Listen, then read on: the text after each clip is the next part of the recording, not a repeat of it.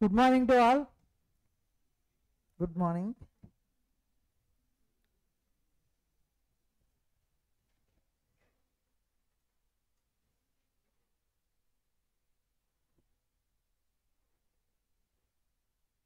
There are two methods for the subsequent recognition of PPE. ఇప్పుడు వరకు మనం discuss చేసింది దేని గురించి? ఇనీషియల్ రికాగ్నిషన్ గురించి డిస్కస్ చేసాం. ఇనీషియల్ రికాగ్నిషన్ అంటే ఎప్పుడైతే అసెట్ పర్చేస్ చేసామో ఆ రోజు ఏ వాల్యూకి రికార్డ్ చేయాలన్నది డిస్కస్ చేసాం. నెక్స్ట్ ఇప్పుడు సబ్సీక్వెంట్ రికాగ్నిషన్ అంటే at every balance sheet date asset కొంటాం కదా, అసెట్ కొన్న తర్వాత అట్ ఎవ్రీ బ్యాలెన్స్ షీట్ డేట్ని ఎలా వాల్యూ చేస్తాం ఈ PPEని.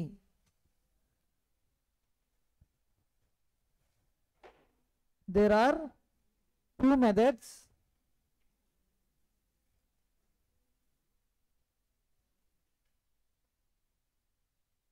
for subsequent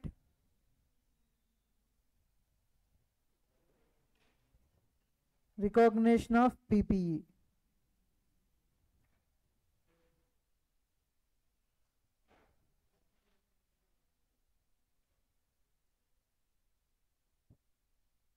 so first model ఏంటమ్మా?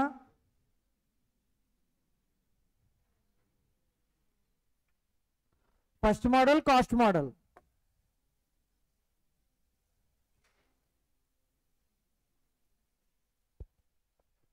సో ఇందులో ఫస్ట్ కాస్ట్లోంచి అక్యుములేటెడ్ డిప్రిసియేషన్ మైనస్ చేస్తాం. Cost minus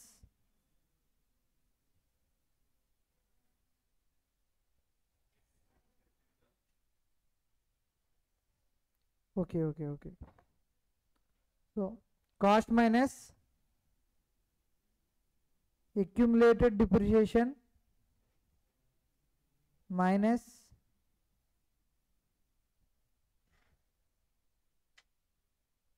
accumulated impairment loss. So మనం కాస్ట్ ఎలిమెంట్ డిస్కస్ చేసుకున్నాం అండ్ అక్యుములేటెడ్ డిప్రిసియేషన్ అంటే ఏంటి. సో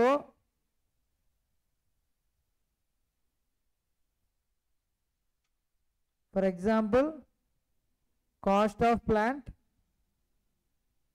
₹1000 lakhs అనుకున్నాం. ఇది ఎప్పుడు కొన్నాం? 1/4/2015 పర్చేస్ చేసి ఉంటే ఇది ఇనీషియల్గా రికాగ్నైజ్ చేసా. Cost of the plan 100 lakhs, అదే నా బుక్స్లో రికాగ్నైజ్ చేసుకున్నా. ఇప్పుడు నెక్స్ట్ 1/4/2016కి వెళ్ళా. 1/4/2016కి వెళ్ళినప్పుడు what is the value of the plant I need to show in my balance sheet. So ఇక్కడ ఫార్ములా ఏం చెప్పా? Cost minus accumulated depreciation minus accumulated impairment loss. మీకు ఇంకా ఇంపైర్మెంట్ లాస్ గురించి డిస్కస్ చేయలేదు. సో ప్రస్తుతానికి మైనస్ అక్యుములేటెడ్ డిప్రిసియేషన్ తీస్తా, ఓకేనా? సో కాస్ట్ 100 lakhs, ఇది మారదు కదా ఎవ్రీ ఇయర్. కాస్ట్ అనేది కాస్ట్ ఎప్పుడు ఫిక్స్డ్గానే ఉంటుంది. దానిలోంచి అక్యుములేటెడ్ డిప్రిసియేషన్ తీయమంటాడు. సో మైనస్ 1/4/16కి ఎన్ని ఇయర్స్ అయింది? సో 1/4/15 కొన్నా, ఇప్పుడు 1/4/16లో ఉన్నా. So how many years? 1 year అయింది. సో డిప్రిసియేషన్ పర్ ఇయర్, 1 yearకి డిప్రిసియేషన్ ఎంత? ఇక్కడ 10 years అనుకుందాం. Useful life 10 years, residual value 0. So 100/10 10. So 100/10 equal to 90. Sorry, okay. 100/10 10. 100 - 10 90 lakhs. ఇప్పుడు 1/4/17ని వాల్యూ ఎంత? 100 మైనస్, ఇప్పుడు 2 years అయింది కదా. సో 2 × 10 ఎంత? 20. So 100 - 20 80 lakhs. ఇలా ఎవ్రీ ఇయర్. సో 1/4/17కి వచ్చేసరికి, సో 1/4/2018కి వచ్చేసరికి 100 - 3 × 10, ఓకే, 70 lakhs. ఇప్పుడు ఇక్కడ ఏదైతే వాల్యూ ఉందో డిప్రిసియేషను అక్యుములేట్ అవుతూ వస్తుంది కదా. ఇయర్ 1లో 10, నెక్స్ట్ ఇయర్ 2లో 10 + 10, ఇయర్ 3లో 10 + 10 + 10 3. ఇలా డిప్రిసియేషన్ అనేది అక్యుములేట్ అవుతూ వస్తుంది. ఇప్పుడు సబ్సిక్వెంట్ రికగ్నిషన్ అంటే ఎవ్రీ ఇయర్ బ్యాలెన్స్ షీట్ రోజు ఈ పీపీఈని ఎంత వాల్యూకి మన బ్యాలెన్స్ షీట్లో చూపిస్తాం, కాస్ట్ మైనస్ అక్యుములేటెడ్ డిప్రిషియేషన్. ఇక్కడ డిప్రిషియేషన్ 2 ఇయర్స్కి అక్యుములేట్ అయింది కాబట్టి 2 × 10. నెక్స్ట్ ఇక్కడ 3 ఇయర్స్కి అక్యుములేట్ అయింది డిప్రిషియేషన్. ఓకేనా? సో మనకు కాస్ట్ ఎలాగో తెలుసు, ఫైండ్ అవుట్ చేయడం. Next every year balance sheet date రోజు మన బ్యాలెన్స్ షీట్లో ఎంత వాల్యూకి చూపించాలి పీపీఈ తెలుసుకున్నాం. నెక్స్ట్ ఇంపైర్మెంట్ అంటే ఏంటి?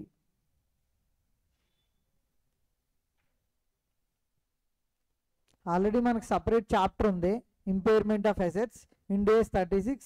అందులో డీటెయిల్గా నేర్చుకుంటాం. ఇక్కడ మీరు నేర్చుకోవాల్సింది జస్ట్ ఒక ఫార్ములా మాత్రమే. Impairment equal to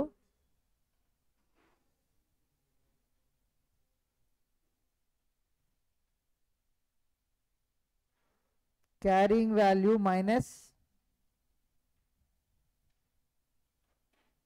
recoverable amount. ఇది రాసుకోండి, important.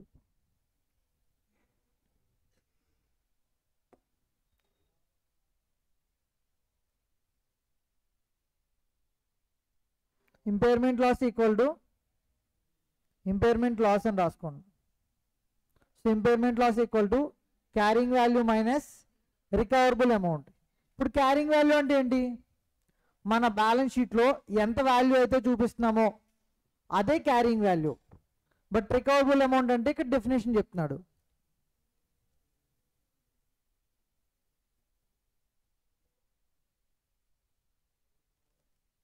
Recoverable amount equal to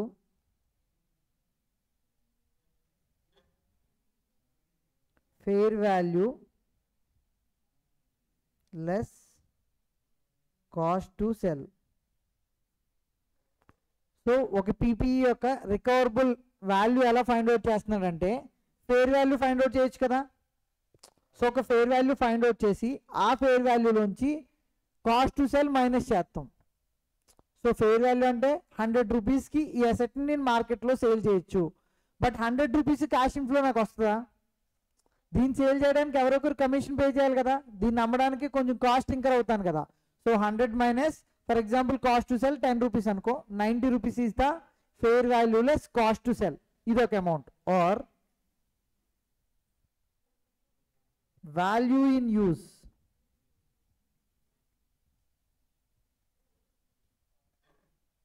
whichever is higher. Recoverable amount ఎలా ఫైండ్ అవుట్ చేస్తున్నాం? Fair value less cost to sell find out చేస్తాం, ఒక అమౌంట్ వస్తుంది. Next value in use find out చేస్తాం, ఒక amount వస్తుంది. So whichever is higher is the recoverable amount. Sir value in use అంటే ఏంటి? Value in use అంటే present value of cash inflows. ఈ అసెట్ వల్ల మనకి ఇన్ఫ్లోస్ వస్తాయి కదా, ఫ్యూచర్లో ఇన్ఫ్లోస్ వస్తాయి కదా. సార్ మరి ఫ్యూచర్లో వచ్చి ఇన్ఫ్లోస్ ఎలా తెలుస్తాయంటే ఎస్టిమేట్ చేస్తాం. So present value of estimated cash inflows. ఈ ఇన్ఫర్మేషన్ వాడే ఇస్తాడు, డిస్కౌంట్ రేట్ కూడా ఇస్తాడు వాడే. సో 5 ఇయర్స్ పాటు ఎవ్రీ ఇయర్ 50 మనకి క్యాష్ ఇన్ఫ్లోస్ వస్తున్నాయి అనుకుంటే దాన్ని ఒక 10% డిస్కౌంట్ రేట్ వేసుకొని present value of cash inflows find out చేస్తే వాల్యూ ఇన్ యూజ్ వస్తుంది. నెక్స్ట్ ఫెయిర్ వాల్యూ అనేది ఆల్రెడీ క్వశ్చన్లో ఇస్తాడు మనకి, అర్థమవుతుందా? And cost to cell information కూడా ఇస్తాడు. ఒకవేళ కాస్ట్ టు సెల్ ఇన్ఫర్మేషన్ ఇవ్వకపోతే అది 0 తీసుకుంటాం. సో ఇప్పుడు fair value less cost to సెల్లో ఫైండ్ అవుట్ చేస్తాం. సో ఈ రెండిట్లో fair value less cost to sell or value in use, whichever is higher is the recoverable amount. ఇప్పుడు recoverable amount అంటే ఈ అసెట్ ద్వారా నాకు ఎంత రికవర్ అవుతుంది, ఎంత అమౌంట్ అనేది నాకు రికవర్ అవుతుంది చూసుకుంటా. For example recoverable amount 100 rupees ఉంది అంటే ఈరోజు మార్కెట్లోకి వెళ్తే మ్యాక్స్ నేను 100 రూపీస్ వరకు క్యాష్ ఇన్ఫ్లో అనేది నాకు వస్తుంది. ఇప్పుడు క్యారింగ్ అమౌంట్ అంటే ఏంటి?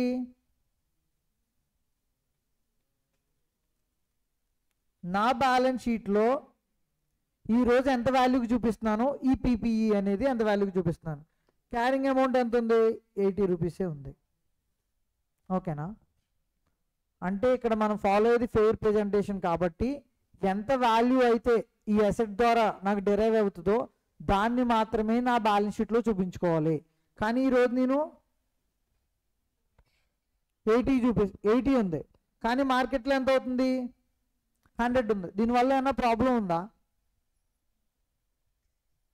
మార్కెట్లో ఉన్నదానికన్నా ఇంకా తక్కువే చూపిస్తున్నా.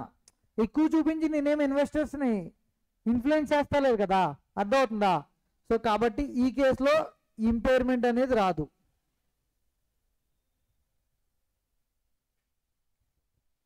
అర్థమవుతుందా? ఇక్కడ ఫస్ట్లో రాసినప్పుడు ఏం చేసా, carrying value minus recoverable amount అని రాసా. అంటే ఇక్కడ క్యారింగ్ వాల్యూ హైయెస్ట్ వాల్యూ ఉండాలి కదా, carrying value should be greater than recoverable amount, అప్పుడే ఇంపైర్మెంట్ లాస్ వస్తుంది. సో ఈ ఫస్ట్ కేసులో ఇంపైర్మెంట్ లాస్ లేదు కాబట్టి ఇంపైర్మెంట్ మనం చేయవలసిన అవసరం లేదు. నెక్స్ట్ ఇక్కడ రికవరబుల్ అమౌంట్ 100 రూపీసే ఉంది, కానీ క్యారింగ్ అమౌంట్ ఎంత చూపిస్తుంది నా బ్యాలెన్స్ షీట్లో? సో 120 రూపీస్ చూపిస్తున్నా. అర్థమైందా? ఇప్పుడు ఇంపైర్మెంట్ లాస్ ఎంత? What is the impairment loss? Impairment loss formula ఏమని చెప్పా? గట్టిగా carrying amount minus recoverable amount 120 minus 100 equal to 20. ఓకేనా? అన్ని కేసుల్లోనూ ఇంపైర్మెంట్ లాస్ అనేది రికగ్నైజ్ చేయకూడదు. ఫస్ట్ వెళ్తాం, వెళ్ళిన తర్వాత ఏం చెక్ చేసుకుంటాం, నా క్యారింగ్ అమౌంట్ ఎంత ఉంది, నా రికవరబుల్ అమౌంట్ ఎంత ఉంది. ఒకవేళ నీ క్యారింగ్ అమౌంట్ ఎక్కువ ఉందనుకో, అప్పుడు మాత్రమే ఇంపైర్మెంట్ లాస్ అనేది రికగ్నైజ్ చేసుకుంటాం. ఒకవేళ రికవరబుల్ అమౌంట్ ఎక్కువ ఉంటే ఇంపైర్మెంట్ లాస్ రికగ్నైజ్ చేస్తామా? లాస్ కాదు కదా. ఇప్పుడు గెయిన్ ఏమి రికగ్నైజ్ చేయకూడదు. అర్థమవుతుందా? మనకి అకౌంటింగ్లో ఉన్న బేసిక్ కాన్సెప్ట్ ఏంటి? Recognise all anticipated losses but should not recognise anticipated gains. So అందుకు మాత్రమే ఇంపైర్మెంట్ లాస్ మాత్రమే రికగ్నైజ్ చేస్తాం తప్ప గెయిన్ అనేది ఇక్కడ రికగ్నైజ్ చెయ్యం. ఓకేనా? దెన్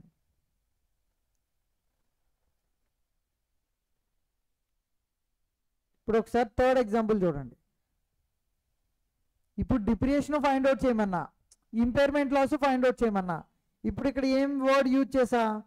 క్యారింగ్ అమౌంట్ అని యూజ్ చేసా. సార్ ఈ carrying amount before depreciation after depreciation అనే డౌట్ వచ్చింది. అర్థమైందా? సో ఇక్కడ రాసినప్పుడు ఏమని రాసా?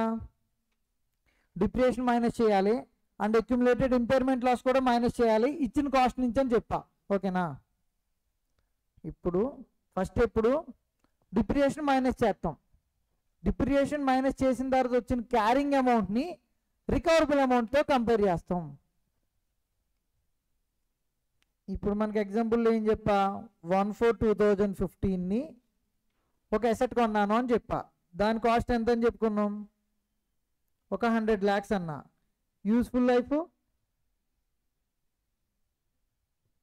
10 years అని చెప్పుకున్నా. ఓకేనా? ఇప్పుడు నాకు 1/4/2018ని what is the asset value ఇచ్చిన ఇన్ఫర్మేషన్తో అసెట్ వాల్యూ ఎంత ఉంటుందో చెప్పండి.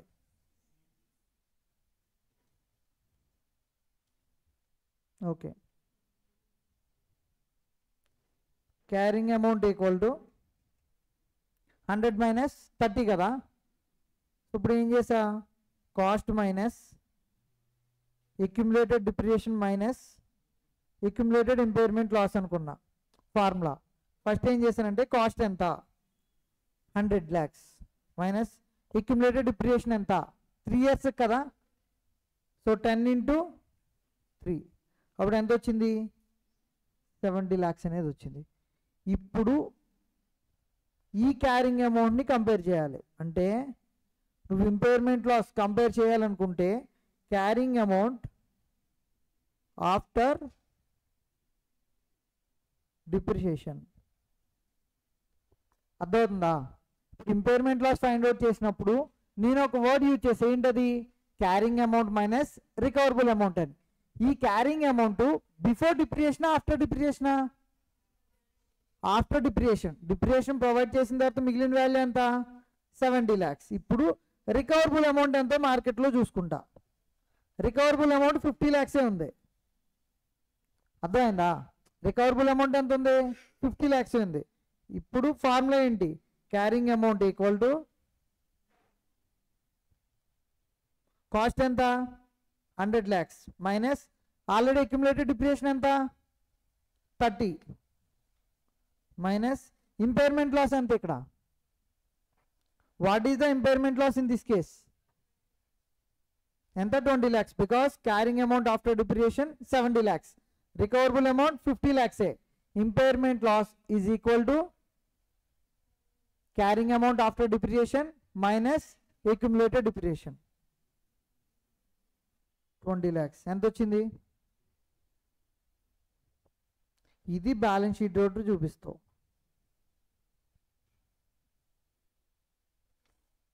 ఓకేనా? సో 31/3/2018 ఇలా వాల్యూస్ చూపించుకుంటూ వెళ్తావు. So carrying cost minus accumulated depreciation minus impairment loss. ఇది నార్మల్గా ఈజీగానే ఉంటుంది. ఫస్ట్ మోడల్ అనేది ఈజీగానే ఉంటుంది. ఇది ఏ మోడల్ అని చెప్పా? Cost model. ఇప్పుడు నెక్స్ట్ రీవాల్యూషన్ మోడల్. ఇది రాసుకున్నారు ఎగ్జాంపుల్. సరే, నెక్స్ట్ రీవాల్యూషన్ మోడల్కి వెళ్తాం.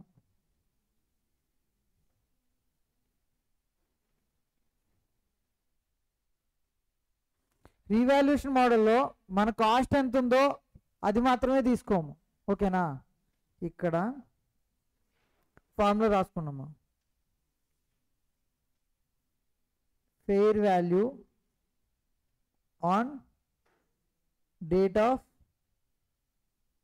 రీవాల్యూషన్. ఫస్ట్ ఏం చేస్తా?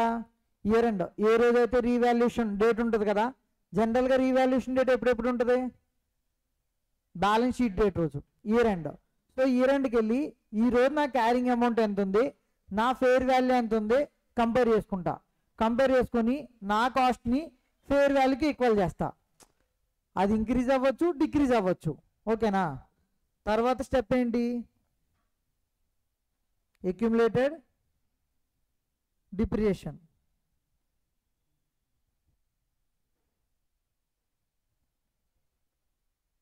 Next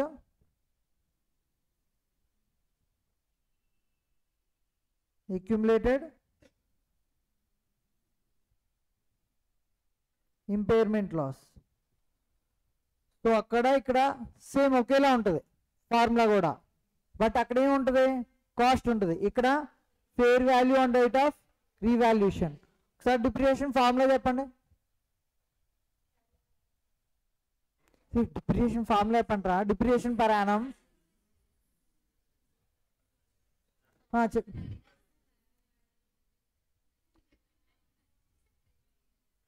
okay okay okay okay నేను చెప్తాను, ఒకసారి వినండి. ఓకేనా? సో క్యారింగ్ అమౌంట్, ఒక నిమిషం అమ్మా, క్యారింగ్ అమౌంట్ మైనస్, ఇక్కడ క్యారింగ్ అమౌంట్ అన్నాను కదా, ఒక నిమిషం, క్యారింగ్ అమౌంట్ అని వర్డ్ యూజ్ చేశాను కదా. క్యారింగ్ అమౌంట్ బిఫోర్ రీవాల్యూషనా ఆఫ్టర్ రీవాల్యూషనా? After revaluation. ఎందుకు? ఈ ఆర్డర్లో ఫస్ట్ ఏం రాసా? Fair value on the date of revaluation చేసా. ఫస్ట్ రీవాల్యూ చేస్తా, తర్వాత డిప్రియేషన్ ఫైండ్ అవుట్ చేస్తా, తర్వాత ఇంపైర్మెంట్ లాస్ ఫైండ్ అవుట్ చేస్తా. ఈ కేసులో కాస్ట్ని మనం సపరేట్గా ఫైండ్ అవుట్ చేయవలసిన అవసరం లేదు. ఎందుకు?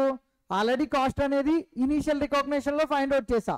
So at every year end నేను కాస్ట్ని చేంజ్ చేయాల్సిన అవసరం ఉండదు. ఓకేనా? ప్రొవైడెడ్ సమ్ టర్మ్స్ అనేది మారకపోతే. సార్ ఏ టర్మ్స్ మారకపోతాయంటే జస్ట్ ఒకసారి చిన్నదే. సో మనకి present value of dismantling cost చెప్పాను కదా, ఆ డిస్మాంట్లింగ్ కాస్ట్ అనేది ఇంతే అవుతుందని మనకి ఎగ్జాక్ట్గా తెలుసా? తెలీదు. Present value of expected dismantling cost అని ఉంటుంది, అంతే కదా. ఒకవేళ ఎక్స్పెక్టేషన్ మారితే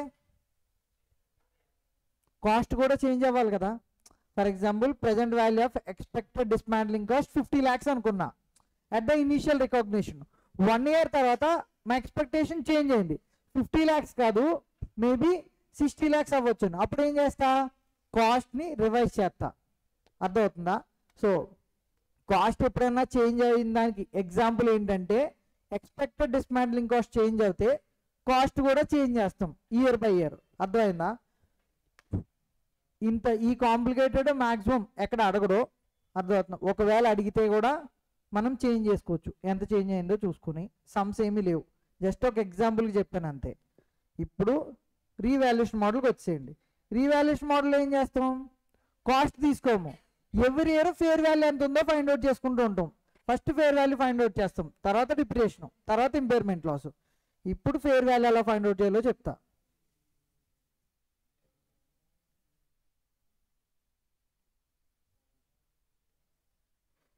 మళ్ళీ సేమ్ ఎగ్జాంపుల్ తీసుకుంటున్నా, ఓకేనా.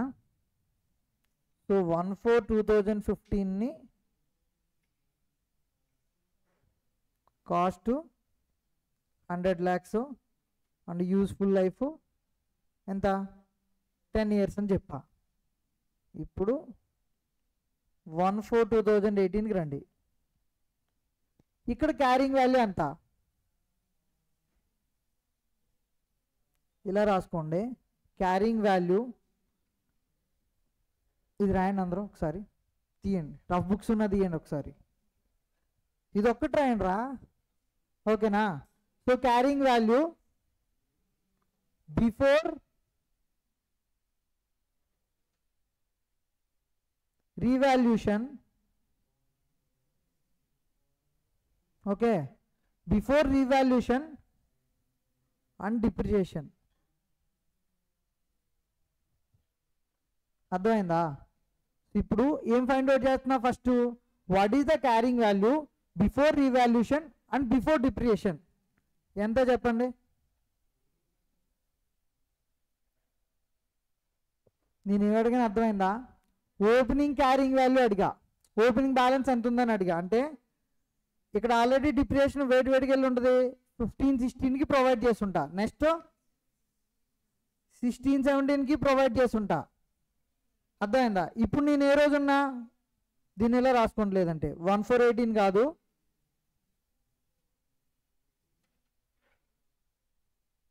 ఓకేనా. సో 1/4/18 అన్నా 31/3/2018 అన్నా ఒకటే కదా. ఇప్పుడు అర్థం కాలేమ్మా, కాదా?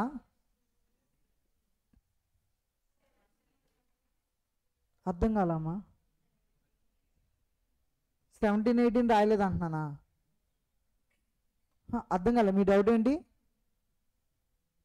సరే ఒకసారి వినండి అయితే. ఇప్పుడు 1/4/15 కొన్నాను కదా, సో 15-16 1 year అయిపోయింది, నెక్స్ట్ 16-17 1 year అయిపోయింది. ఇప్పుడు ఏ ఇయర్లో ఉన్నాం, 3rd yearలో ఉన్నా. 3rd year ఇంకా నేను డిప్రిసియేషన్ ప్రొవైడ్ చేయలేదు. అర్థమవుతుందా? అప్పుడు క్యారింగ్ వాల్యూ ఎంత ఉంటుంది, 2 years డిప్రిసియేషన్ మాత్రమే మైనస్ చేసి ఉంటాం, 80 lakhs ఉంటుంది, అంతే కదా. ఇంకా 17-18 డిప్రిసియేషన్ అనేది నేను మైనస్ చేయలేదు. ఎందుకు? రీవాల్యూషన్ తర్వాత మాత్రమే డిప్రిసియేషన్ చేస్తా ఫర్ ద 17-18. ఇప్పుడు 17-18 చేస్తున్నా. What is the opening value of the plant అనేది ఫైండ్ అవుట్ చేస్తా. ఓపెనింగ్ వాల్యూ ఎంత, 18 lakhs. ఎందుకు? 16-17 క్లోజింగే, 17-18కి ఓపెనింగ్ అవుతుంది కాబట్టి 80 lakhs మైనస్, సారీ, ఇప్పుడు 80 lakhs ఉంది కదా, ఇదే carrying value before revaluation and depreciation. ఇది తర్వాత ఫస్ట్ ఏం చేయమని చెప్పా, రీవాల్యూషన్ చేయమని చెప్పా. రీవాల్యూషన్ చేయాలంటే ఫేర్ వాల్యూ ఫైండ్ అవుట్ చేయాలి. సో ఫేర్ వాల్యూ క్వశ్చన్లోనే ఇస్తాడు. ఫేర్ వాల్యూ ఆఫ్ ప్లాంట్ రాసుకోండమ్మా. ఆన్ 31/3/2018 90 lakhs ఉందనుకున్నా. ఎంత? 90 lakhs. ఇప్పుడు క్యారింగ్ వాల్యూ ఎంత చెప్పండి. Carrying value after revaluation but before depreciation.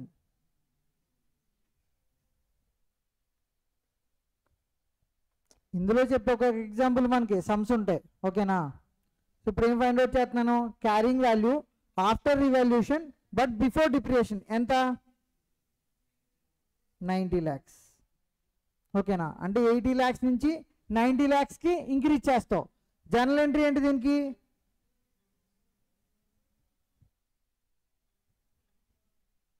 ఇప్పుడు మన అసెట్ అనేది 80 lakhs నుంచి 90 lakhsకి వెళ్ళింది కదా. అసెట్ అకౌంట్ డెబిట్ టు ఏంటమ్మా రీవాల్యూషన్ గెయిన్, ఓకేనా. ఇప్పుడు జనరల్గా రీవాల్యూషన్ గెయిన్స్ అన్ని ఎందులోకి వెళ్తాయని చెప్పా, పిఎన్ఎల్కా ఓసీఐకా, ఓసీఐకి వెళ్తాయని చెప్పా. ఇక్కడ డైరెక్ట్గా మీరు రాసేయచ్చు అసెట్ అకౌంట్ డెబిట్ టు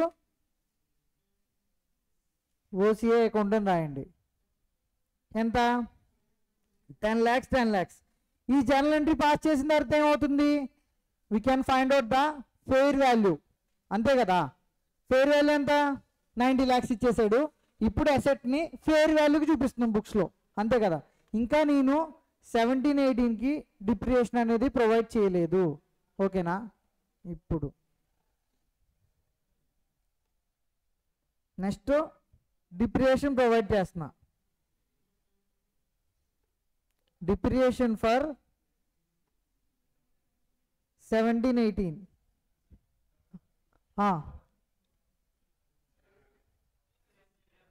అర్థం కదా.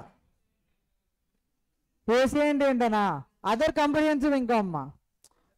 అదర్ కాంప్రిహెన్సివ్ ఇన్కమ్ ఇది లైక్ పిఎన్ఎల్ ఉంది కదా, అర్థమవుతుందా. జస్ట్ లైక్ పిఎన్ఎల్ ఒక ఎక్స్ట్రా అకౌంట్ ఇది. అదర్ కాంప్రిహెన్సివ్ ఇన్కమ్ అనేది పిఎన్ఎల్ లాంటి ఒక అకౌంటే.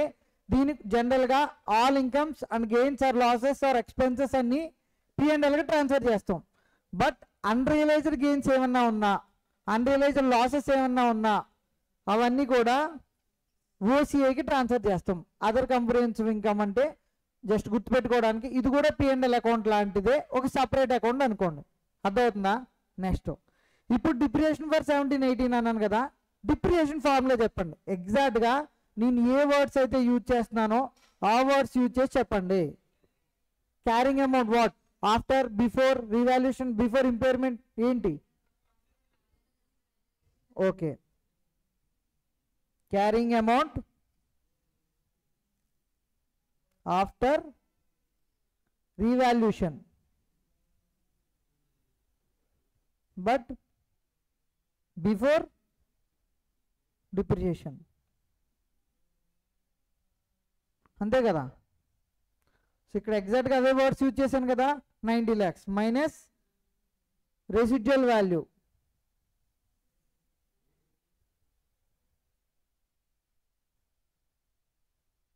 డివైడెడ్ బై, చెప్పండి, expected remaining expected useful life.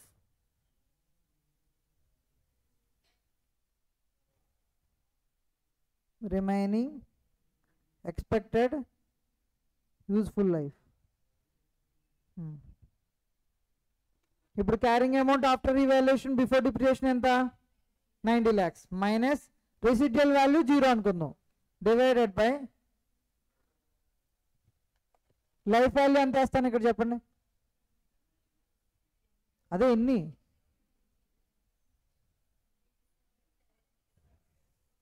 ఎన్ని 7 yearsా 8 yearsా 8. ఎన్ని ఇయర్స్ ఎక్స్పైర్ అయినాయి 2 years. ఇంకెన్ని ఉన్నాయి, ఓకే. అర్థం కాలా అమ్మా, 7 అయినా 8 అర్థమైందా. ఇది మీకు ఒక ఎంసీక్యూ ఉంటుంది ఆల్రెడీ, ఒక నిమిషం. ఆల్రెడీ ఇప్పుడు నేను చెప్తున్నాను కదా, అది ఎగ్జాక్ట్గా వర్డ్స్ ఇస్తా, ఎంసీక్యూ ఉంటుంది. మనకి జనరల్గా ఎలా ఉంటుంది సార్, మనం ఫైండ్ అవుట్ చేసేది 31st 3/2018 కదా. ఆల్రెడీ 3 years ఎక్స్పైర్ అయిపోయినాయి కదా, రిమైనింగ్ 7 years అన్నట్లే అనిపిస్తుంది చూడడానికి. అర్థమవుతుందా?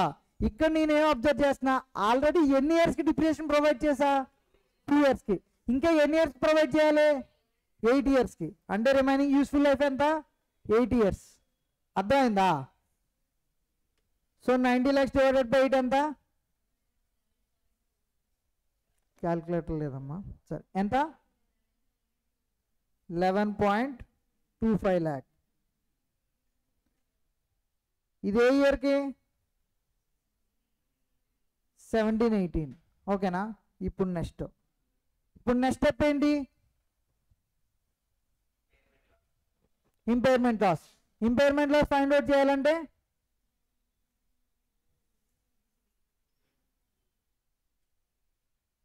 ఫస్ట్ ఇక్కడ క్యారింగ్ వాల్యూ ఫైండ్ అవుట్ చేద్దాం. Carrying value after revaluation and, చెప్పండి అమ్మా, after revaluation and depreciation.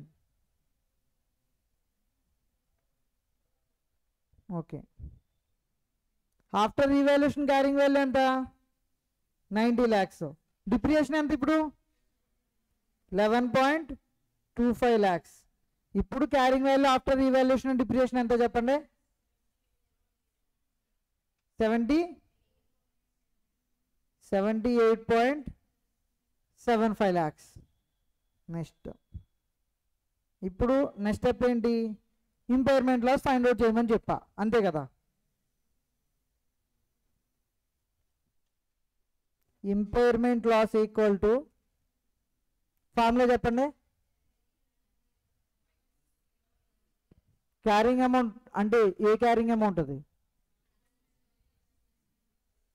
Carrying amount after revaluation and depreciation. Carrying amount after, ఫార్ములాలు ఇలాగే రాసుకున్నామ్మా.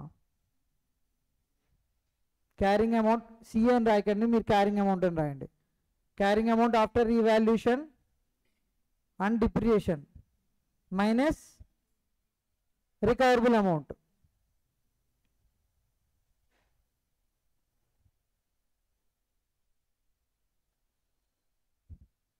So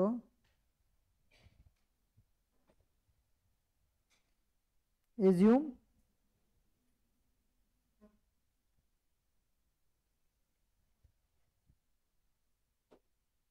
recoverable amount equal to, recoverable amount ఇక్కడ ఇచ్చేసాం మనమే.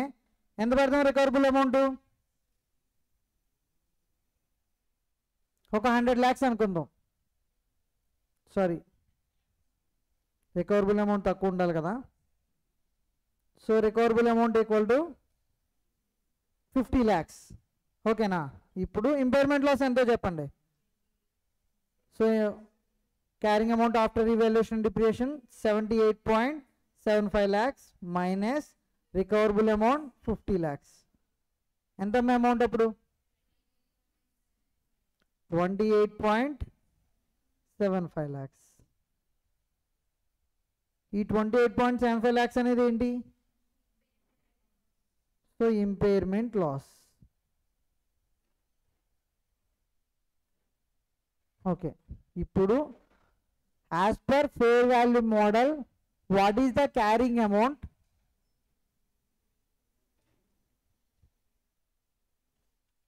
So carrying amount of plant on 31/3/2018. 31/3/2018 రోజు ఈ particular ప్లాంట్కి మనం పీపీఈ మోడల్ ఆప్ చేసుకుంటే what is the carrying amount of plant అంటే ఏం చెప్తాం? So carrying amount after revaluation and depreciation value ఎంత? 78.75 lakhs. సో ఇందులో నేను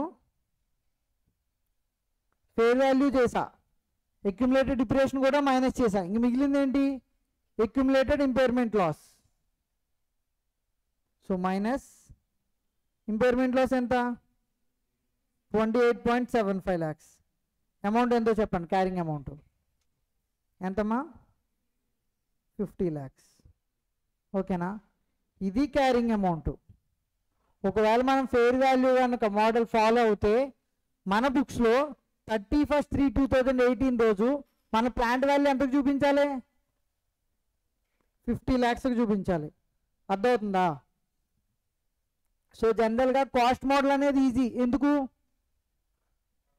మనం ఫెయిర్ వాల్యూ ఫైండ్ అవుట్ చేయాల్సిన అవసరం లేదు. దానివల్ల డిప్రియేషన్ ప్రయాణం ఎవ్రీ టైం చేంజ్ చేయాల్సిన అవసరం ఉండదు.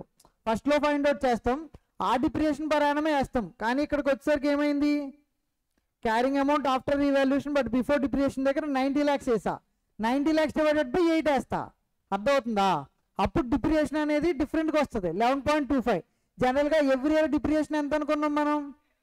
10. అర్థమవుతుందా? సో ఈ డిప్రియేషన్ క్యాలిక్యులేషన్ అనేది ఇంపార్టెంట్, చాలా క్రూషియల్ రోల్ ప్లే చేస్తుంది. ఇప్పుడు ఏదైతే మీకు ఇక్కడ డౌట్ వచ్చిందో ఆ డౌట్ ఏరియాని హైలైట్ చేసుకోండి. నేను ప్రతిసారి చెప్పను, మీరు మీ బుక్లో మీకు ఎలా కన్వీనియంట్గా ఉంటుందో అలా రాసుకోండి. ఇక్కడ నేను ఎలా రాసుకుంటానో చెప్తా. సో నేను ఇక్కడ ఏమనుకున్నా, ఇది 7 years అనుకున్నాం అంతే కదా. నార్మల్గా ఇంకా 7 years కదా మిగిలింది, 3 years అయిపోయినాయి అనుకున్నాం. So I thought it is 7 years, but it is 8 years. అర్థమైందా? సో నెక్స్ట్ టైం చూసుకున్నప్పుడు నేను ఈ ప్రాబ్లంలో మొత్తం చెక్ చేసుకోను. అర్థమైందా? ఇది ఎగ్జాంపులే, ఈ ఎగ్జాంపులే మనకి సమ్స్కి. అఫ్ కోర్స్ నేను ఇక్కడ అమౌంట్స్ అనేది మార్చా, మనకి MCQsలోను అండ్ ప్రాబ్లమ్స్లో కూడా ఇటువంటివి ఉంటాయి. అర్థమైందా? సో నేను జనరల్గా ఊరికే రిఫరెన్స్ కోసం, నోట్ కోసం నేను అలా రాసుకున్నా. మీకు ఎలా మీరు రాసుకుంటే మీకు అర్థమవుతుందో అలా హైలైట్ చేసుకొని పాయింట్ రాసుకోండి. ఓకేనా? అండ్ ఫార్ములాలు చదివినప్పుడు కూడా బుక్లో ఉన్న ఫార్ములాలు చదవకండి. అంటే బుక్లో జనరల్గా ఎలా ఇస్తారు? Depreciation formula carrying amount minus residual value divided by useful life అని ఇస్తాడు అంతే. కానీ ఏ క్యారింగ్ అమౌంట్? క్యారింగ్ అమౌంట్ అంటే ఏంటి? ఫస్ట్ కాస్ట్ మోడల్ కనుకో ఎలా ఉంటుంది? క్యారింగ్ అమౌంట్ ఎలా వస్తుంది? అక్కడ కాస్ట్ మైనస్ అక్యుములేటెడ్ డిప్రిసియేషన్ అంతే కదా, డైరెక్ట్గా కాస్ట్ అనేది ఉంటుంది. అక్కడ ప్రాబ్లం ఏమీ లేదు. కానీ ఇక్కడ నెక్స్ట్ రీవాల్యూషన్ మోడల్ ఫాలో అవుతున్నప్పుడు what is the carrying amount for the calculation of depreciation అంటే ఏం చెప్తారు? Carrying amount but before depreciation and impairment loss. First impairment loss find out చేయకూడదు. అర్థమైందా ఆర్డర్? అర్థమవుతుందా? నెక్స్ట్ ఇప్పుడు ఇంపైర్మెంట్ లాస్ వచ్చింది, sorry revaluation gain వచ్చింది కదా. ఆ రీవాల్యూషన్ గెయిన్ ఏం చేసా?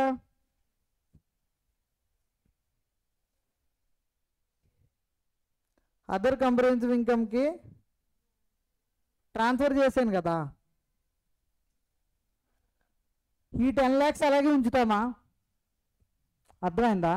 ఇక్కడ అదర్ కంప్రహెన్సివ్ ఇన్కమ్లో 10 lakhs గెయిన్ అనేది తీసుకెళ్ళి ఉంచా. ఇప్పుడు ఎవ్రీ ఇయర్ ఏం చేస్తా? దీనికైనా స్పెషల్ జర్నల్ ఎంట్రీ ఉంటుందా? ఎవ్రీ ఇయర్ ఏం చేస్తానంటే ఓసీఏలోంచి కొంచెం బ్యాలెన్స్ P&Lకి ట్రాన్స్ఫర్ చేస్తూ ఉంటా. అర్థమైందా? సరే ఎంత అమౌంట్ ట్రాన్స్ఫర్ చేస్తామంటే సిస్టమేటిక్ అమౌంట్ని ట్రాన్స్ఫర్ చేస్తాం. అంటే ఇప్పుడు డిప్రిసియేషన్ ఉంది, డిప్రిసియేషన్ ఏం చేస్తాం? ఎవ్రీ ఇయర్ సిస్టమేటిక్గా P&Lకి ట్రాన్స్ఫర్ చేస్తాడనే ఒక వర్డ్ యూజ్ చేస్తాడు అంతే. అంటే ఏం చేస్తాం? డిప్రిసియేషన్ అమౌంట్ అయితే ఎంత ఉందో divided by remaining useful life of years చేసి ఎవ్రీ ఇయర్ కొంచెం కొంచెం పోర్షన్ మనం P&Lకి ట్రాన్స్ఫర్ చేస్తాం. అలాగే ఇప్పుడు ఓసీఐ అనేది ఏ రోజు క్రియేట్ అయింది? నాకు 31/3/2018 రోజు క్రియేట్ అయింది అంతే కదా. 31/3/2018 రోజు క్రియేట్ అయింది. ఇంకా ఎన్ని ఇయర్స్ ఉన్నాయి? 8 years ఉన్నాయి అంతే. బిఫోరే కదా చూడాలి. సో ఈ 10 lakhsని ఏం చేస్తానంటే 10 lakhs డివైడెడ్ బై 8 years వేసి ఎవ్రీ ఇయర్కి P&Lకి ట్రాన్స్ఫర్ చేస్తూ ఉంటా. ఓకేనా? మనోడు ఏం చెప్పాడు? ఇది 8 years అని చెప్పావు కదా. అర్థమవుతుందా? 8 years అని చెప్పాడు. కానీ ఎన్ని ఇయర్స్ ఉన్నాయి? ఇంకా మనకి 7 years ఉన్నాయి. ఇక్కడ ఇంపైర్మెంట్కి ఆ లాజిక్ అప్లై చేయకూడదు. ఓకేనా? జస్ట్ వినండి అంతే, అంత హెవీగా తీసుకోకండి. జస్ట్ చెప్తున్నా ఎవ్రీ ఇయర్ ట్రాన్స్ఫర్ చేయాలి ఇంపైర్మెంట్ లాస్ని కూడా. ఆ చిన్న లాజిక్ చూసుకుందాం, ఓకేనా. సో అది 7 8 అన్న దగ్గరే కన్ఫ్యూజన్ వస్తూ ఉంటుంది, ఓకేనా. మనకు ప్రాబ్లం సాల్వ్ చేసామనుకో అది మనకి క్లారిటీ వచ్చింది.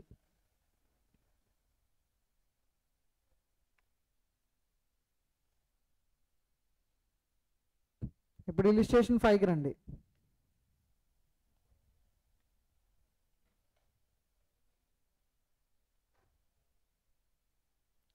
సెక్స్ లిమిటెడ్ పర్చేజ్, ఇది రాసుకున్నారు అందరూ, ఇక్కడ వరకు రాశారా? Okay. So X limited purchase a machine at a price of 1200 lakhs. It paid freight 40 and installation cost 80 lakhs. IGST ఎంత పే చేశాడు? 18%. Next share of general overhead ascertain for the trial run of the machine is 30 lakhs.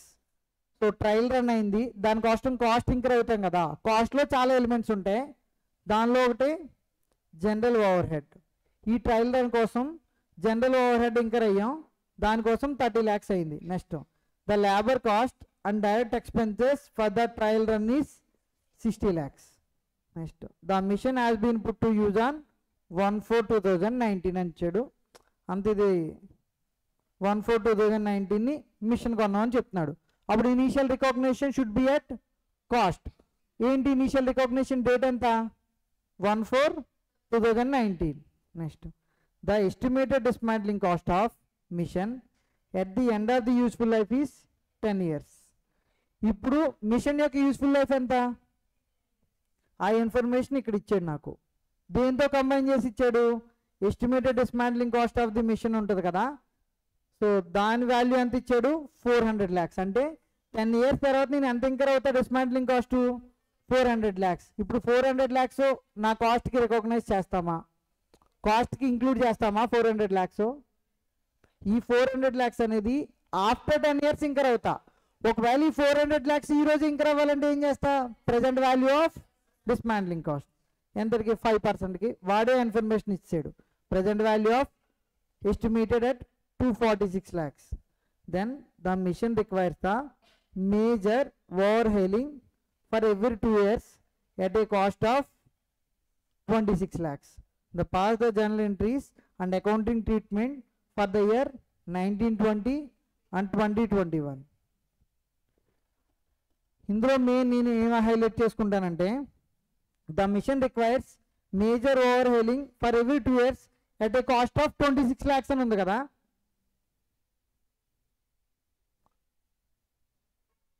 ఇప్పుడు నాకు ఎక్కడో doubt వచ్చింది.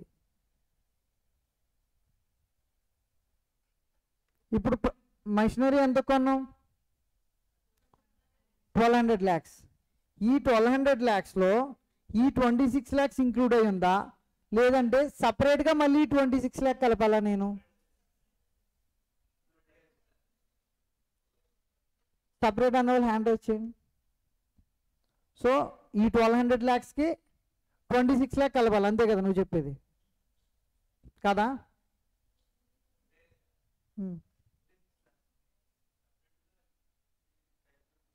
Okay okay. Depreciation అనేది సపరేట్గా చేస్తాం 26 lakhsని, అదొకే. నేనేం అడుగుతున్నానంటే ఫస్ట్ రికగ్నైజ్ చేస్తాం కదా, కాస్ట్ ఇంత అనేది రికగ్నైజ్ చేస్తాం కదా బుక్స్లో. What is the cost of the machinery అంటే ఏం చెప్పుకున్నాం? పర్చేస్ ప్రైస్, ఫ్రైట్ అవన్నీ ఇంక్లూడ్ చేస్తానని చెప్పాను కదా. ఇప్పుడు ఈ 1200 lakhsలో ఆల్రెడీ 26 lakhs అనేది ఇంక్లూడ్ అయి ఉందా? అర్థమైందా? లేదంటే సపరేట్గా ఇప్పుడు మళ్ళీ నేను ఇంక్లూడ్ చేయాలా? ఇంక్లూడ్ అయ్యింది, ఓకేనా. సో ఆల్రెడీ ఇక్కడ 26 lakhs అనేది ఇంక్లూడ్ అయ్యింది. నిన్న ఒక సమ్ చెప్పుకున్నాం కదా, గుర్తుందా? నిన్నదే ఏం చెప్పుకున్నాం? 6300 crores అనేవి కాస్ట్ అని చెప్పుకున్నాం. తర్వాత ఏమైంది? ఓవరాలింగ్ ఎక్స్పెన్సెస్ ఎంత అయినాయమ్మా?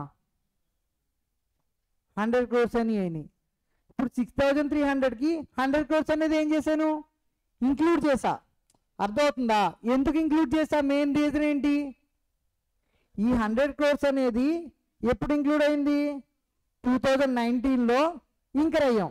అర్థమవుతుందా? అంటే ఈ 100 crores ఈ 6300లో ఇనీషియల్గా ఆల్రెడీ ఇంక్లూడ్ అయింది. అర్థమైందా? ఆ ఇన్ఫర్మేషన్ ఏమి ఇవ్వలేదు, ఆల్రెడీ ఇంక్లూడ్ అయింది. బట్ 19 వచ్చేసరికి ఏమవుతుంది, ఈ 100 crores మళ్ళీ ఇంక రావాలి. ఎన్ని ఇయర్స్కి ఒకసారి?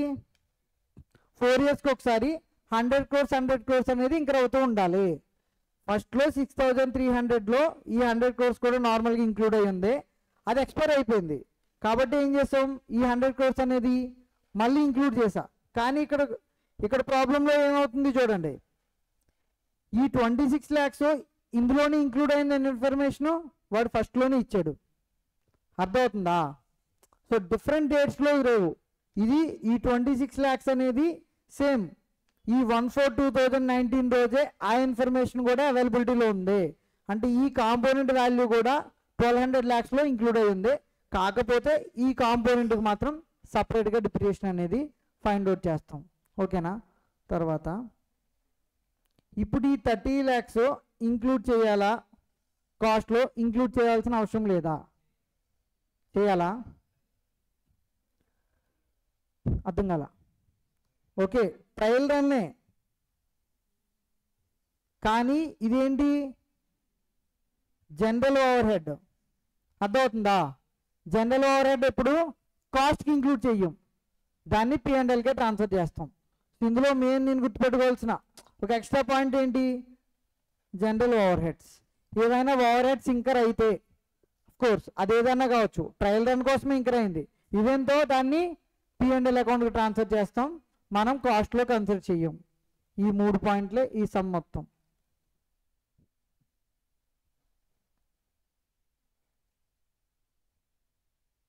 ఇల్లుస్ట్రేషన్ ఎంత? 5. ఇంతకలా చూస్తున్నారు? బ్రేక్. ఓకే,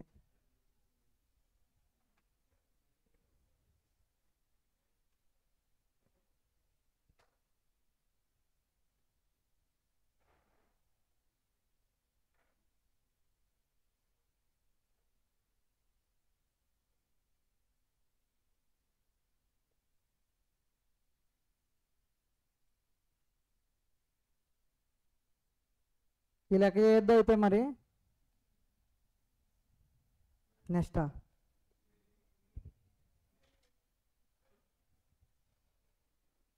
సరే, అట్లీస్ట్ ఎక్స్ప్లెయిన్ చేస్తాను చూడండి. సరే, మీకు టైం వేస్ట్ అవుతుందని ఒక నిమిషం అన్నమ్మా.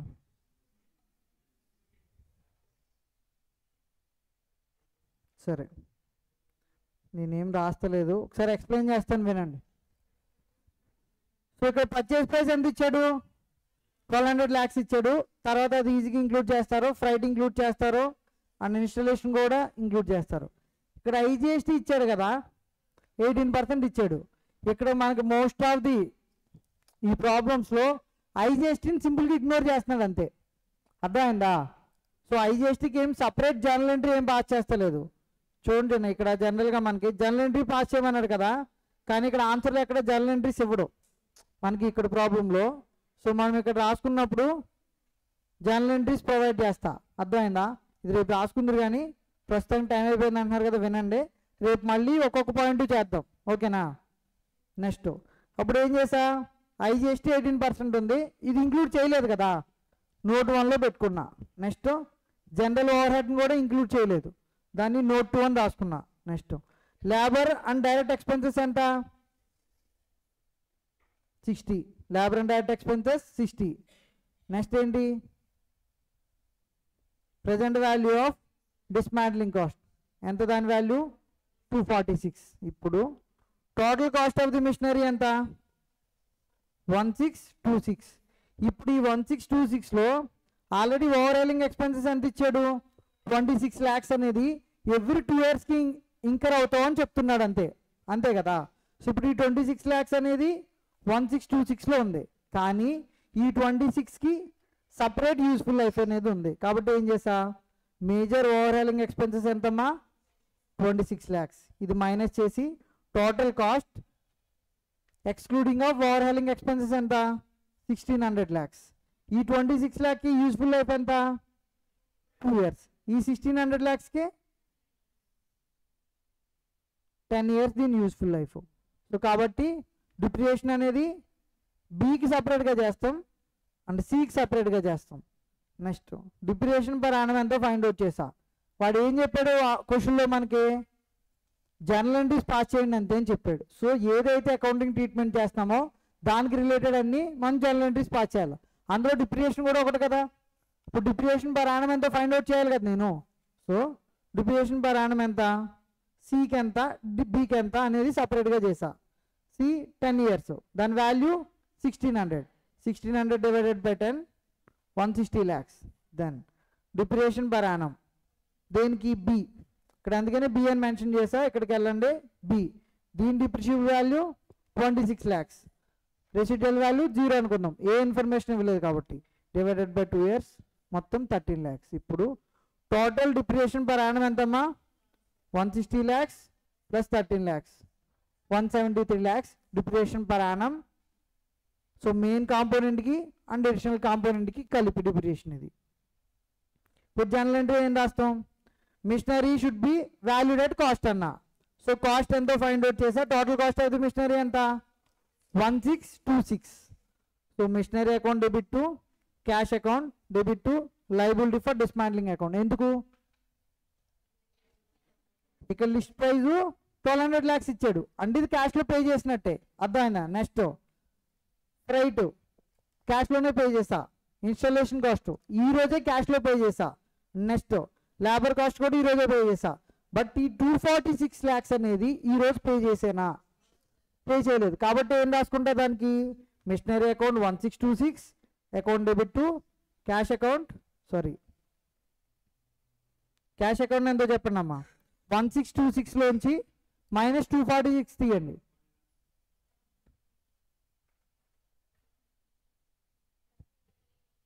ఎంతమ్మా 1380.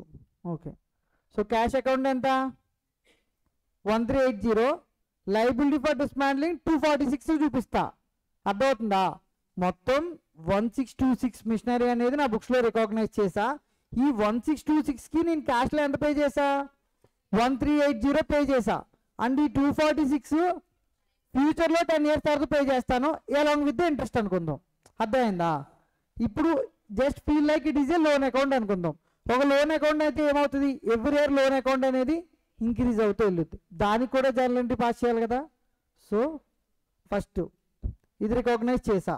1/4/2019 కొన్నాను కదా మిషనరీ, కాబట్టి 1/4/2019 జర్నల్ ఎంట్రీ పాస్ చేసా. Asset account debit to cash account debit to liability for dismantling account. Next 31/3/2020కి రండి. Depreciation account debit to machinery account ఎంత 173. ఇక్కడ జర్నల్ ఎంట్రీ పాస్ చేసినప్పుడు సపరేట్గా ఏం చూపించను, అర్థమవుతుందా. కాంపోనెంట్ ఏకి బికి ఇట్లా సపరేట్గా చూపించను. ఎందుకు, అక్కడ ఉన్నది నేను ఎలా రికగ్నైజ్ చేసా, ఈ మిషనరీ అనేది టోటల్ 1626కి రికగ్నైజ్ చేసేసా, అర్థమవుతుందా. Next so total depreciation minus చేసేసా. బట్ ఫర్ ద క్యాలిక్యులేషన్ ఇక్కడ డిఫరెంట్గా చూపించుకుంటా, టోటల్ ఎంతో ఫైండ్ అవుట్ చేసుకుంటా, దానికి మాత్రమే జర్నల్ ఎంట్రీ పాస్ చేస్తే సరిపోతుంది. నెక్స్ట్ ఇంకోటి ఏంటి, ఈ లయబిలిటీ ఫర్ డిస్మాంట్లింగ్ ఏం చేయాలని చెప్పా ఎవ్రీ ఇయర్, ఇది లోన్ అకౌంటే కదా. ఈ 246 ఇంక్రీజ్ అవుతుంది, ఎందుకు, అలాంగ్ విత్ ఇంట్రెస్ట్. ఇంట్రెస్ట్ ఎంత, interest account debit to liability for dismantling account. ఒరిజినల్గా 246 ఉంది, ఈ ఇయర్ ఒక 5% ఇంట్రెస్ట్ వచ్చి యాడ్ అయింది అంటే 12.3. ఒరిజినల్గా 246 lakhs ఉంది, ఇయర్ 12.3 ఉంది. Liability for dismantling as on 31/3/2020 ఎంత అయింది 258.3 lakhs. నెక్స్ట్ ఇప్పుడు జర్నల్ ఎంట్రీస్ ఇన్ 2021 తర్వాత మళ్ళీ ఏంటి ఇక్కడ, ఇంకా ఎవ్రీ ఇయర్ ఏం చేస్తాం, ఒక డిప్రిసియేషన్ ఎంట్రీ అండ్ ఒక ఇంట్రెస్ట్ ఎంట్రీ పాస్ చేస్తాం. Depreciation account debit to machinery account 173. ఇక్కడ నేను ఎందుకు depreciation every year find out చేయలేదు, ఇక్కడ క్యాలిక్యులేషన్ చేశాను కదా డిప్రిసియేషన్ పర్ యానం అని. సో ఎందుకు 173 తీసుకున్నా, మరి నేను మళ్ళీ ఫైండ్ అవుట్ చేయాలి కదా. ఇయర్ ఇప్పుడు 2021లో డిప్రిసియేషన్ ఎంతో ఫైండ్ అవుట్ చేయాలి, కానీ ఫైండ్ అవుట్ చేయకుండా ఒరిజినల్గా ఎంత అయితే ఫైండ్ అవుట్ చేసానో అంతే తీసుకున్నా. ఎందుకు, ఇక్కడ ఏ మోడల్ ఫాలో అవుతున్నావు, కాస్ట్ మోడల్ ఫాలో అవుతున్నాం. అర్థమవుతుందా? కాస్ట్ మోడల్ ఫాలో అయ్యేటప్పుడు మేజర్ కేసెస్లో డిప్రిసియేషన్ పర్ యానం అనేది చేంజ్ అవ్వదు. సో కాబట్టి ఈ 173 తీసుకున్నా. అండ్ ఇప్పుడు interest account debit to liability for dismantling account. ఇక్కడ 12.92 ఎలా వచ్చింది? ఇంట్రెస్ట్ ఎంత? Opening balance 258.3 lakhs. 258.3 lakhs into 5%, 12.92. అర్థమవుతుందా? ఇప్పుడు ఇక్కడ నోట్ పాయింట్స్ రాసా లాస్ట్లో. జిఎస్టీ అకౌంట్ అనేది ఏం చేసా? ఇగ్నోర్ చేసా. అందుకనే దానికి సంబంధించిన జనరల్ ఎంట్రీ నేను పాస్ చేయలేదు. ఇక్కడ నార్మల్గా అయితే క్యాష్ పే చేశాను కదా 1380, అప్పుడు ఏం చేస్తా? జిఎస్టీ కూడా ఎవరికి పే చేయాలి కదా, క్యాష్ అనేది తీసుకుంటాడు కదా. IGST account debit to cash account అనే జనరల్ ఎంట్రీ పాస్ చేయాలి. కానీ ఇక్కడ మనకు మోస్ట్ ఆఫ్ ది ప్రాబ్లమ్స్లో ignore the GST accounting entry అని ఇచ్చాడు. సో స్పెసిఫిక్గా నేను ఏం చేసా? నేను ఇగ్నోర్ చేశాను, జిఎస్టీ అకౌంటింగ్ అనేది రాసేసి అని ప్రొసీడ్ అయిపోతాం. అర్థమైందా? సో మీకు వాడు స్పెసిఫిక్గా అడగకపోతే జిఎస్టీ అకౌంటింగ్ ఎంట్రీ కూడా పాస్ చేయండి అని మీరు రాయాల్సిన అవసరం లేదు. జిఎస్టీ అకౌంటింగ్ ఇగ్నోర్ చేశానని చెప్పి నోట్ పాయింట్లో రాసేయండి. ఓకేనా? నెక్స్ట్ ఏంటి? General over head transfer to P&L. మిగతావన్నీ కూడా కాస్ట్లోకి వెళ్ళినాయి. ఓకేనా? ఇది మనం రాసినప్పుడు రేపు రాస్తా, రేపు నోట్ చేసుకుందరు. ఓకేనా?